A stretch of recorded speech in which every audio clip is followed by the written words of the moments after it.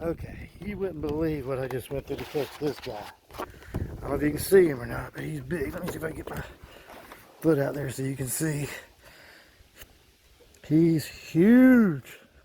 But I caught him on the bottom from the other dock, and he took off, and I had to had to change docks and weave myself around all them poles and stuff.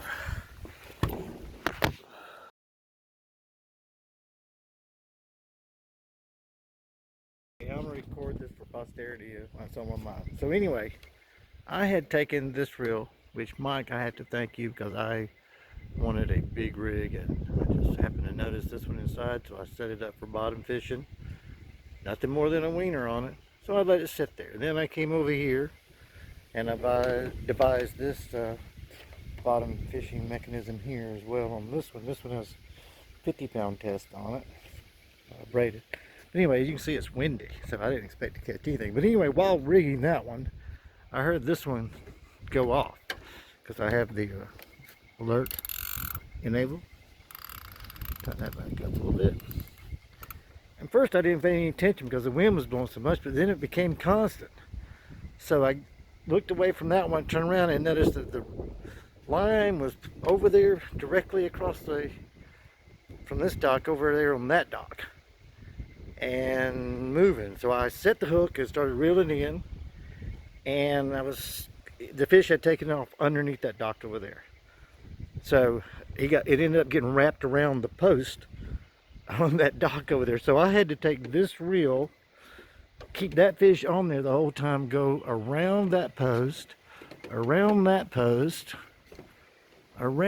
this end post down here, pass the reel down this little quarter right here to myself, get it off the end of the dock, come down here, still reel in hand, come over here, stay above all this crap, trying to keep it, the line tight the whole time, so I'm having to reel every time I pick it up.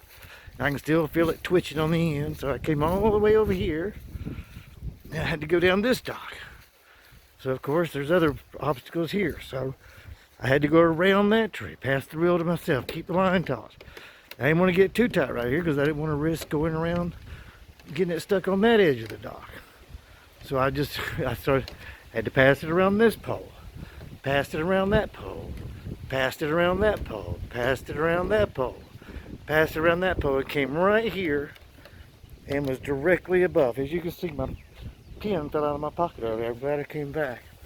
But I could see the line was stuck right here, so I actually ended up reaching down in there with my hand, tugging and pulling on the line a little bit and giving a little slack, and eventually it came loose, and then I could feel the fish pulling, and I basically just pulled it up by hand.